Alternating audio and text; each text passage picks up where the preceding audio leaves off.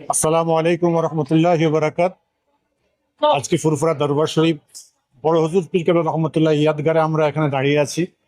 বিশেষ করে আজকের দিনটা হলো কাইমুজ্জামান আলা হযরত পীর বড় হুজুর কেবলা রহমতুল্লাহ আলাইকে আল্লাহ তাকে সাড়া দিয়েছেন, সেই দিনটা আজকে আমরা সামনে রেখে এবং বড় হুজুর কেবলা রহমতুল্লাহ আলাইকে ছোট সাহেবজাদা পীর আল্লামা আব্দুল্লাহ হুজুর কেবলা রহমতুল্লাহ আলাইকে এত সময় ধরে স্মরণ সভা হলো এবং তারা বড় হুজুর কেবলা রহমতুল্লাহ আলাইকে মুজাদ্দিদুজ্জামান তারা হুজুর কেবলা 5 হুজুর তার সঙ্গে আব্দুল্লাহ হুজুর রহমতুল্লাহ আলাইকে জীবন চরিত্র নিয়ে অনেক আলোচনা হয়েছে এবং দেশবাসীকে, সকল দেশের মানুষকে আমি আমার অন্তঃস্থল থেকে ফুরফুরা দরবার শরীফ থেকে সকলকে মুবারকবাদ জানাচ্ছি।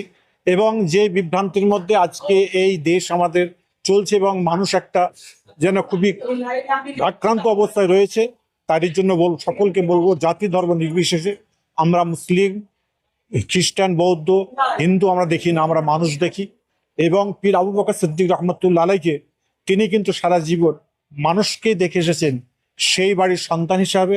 এবং পীর আবু বকর সিদ্দিক রহমতুল্লাহ আলাইহের কাছে মহাত্মা গান্ধী থেকে শুরু করে মৌলানা আবুল কালাম আজাদ থেকে শুরু করে নেতাজি সুভাষচন্দ্র বসু থেকে শুরু করে সবাই কিন্তু তাঁর কাছে আসতেন। আজকে যে বিভ্রান্তির মধ্যে আমরা পড়েছি, সেই বিভ্রান্তির মধ্যে পড়তে গেলে ইতিহাস খুললেই পাওয়া যাবে আজকে আমরা কোন অবস্থায় ছিলাম, কোন জায়গায় ছিলাম।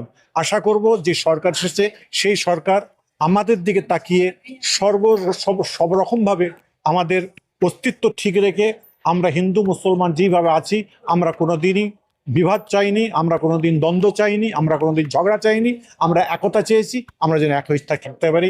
এটাই আজকে 30শে বৈশাখ বড় হুজুর কেবলা রহমতুল্লাহ আলাইহের স্মরণ সভা থেকে এটাই বার্তা দিলাম। আল্লাহ হাফিজ। প্রেজেন্টেড বাই সংসার গোল্ড, সোনা এখন ইএমআই-তে। আপনারা দেখছেন আপনাদের প্রিয় চ্যানেল এসএস টিভি পাবলিক, সত্যের সাথে ন্যায়ের পথে। চ্যানেলটি সাবস্ক্রাইব করে যুক্ত হন আমাদের পরিবারে এবং পাশে থাকা বেল আইকনটি ক্লিক করুন।